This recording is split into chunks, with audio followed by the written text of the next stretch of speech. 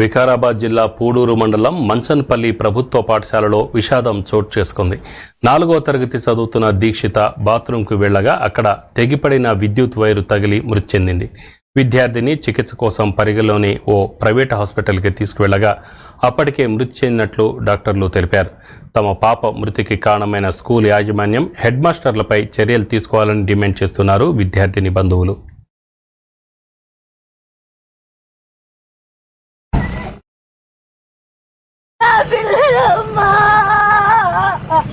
నా పిల్ల చేయ బాగా అనిపిందమ్మా.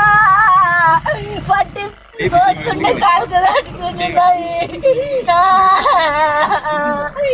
నా పిల్ల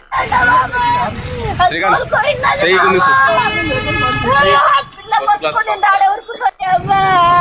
ముందు కాలుకు కట్టింది సార్. కాలు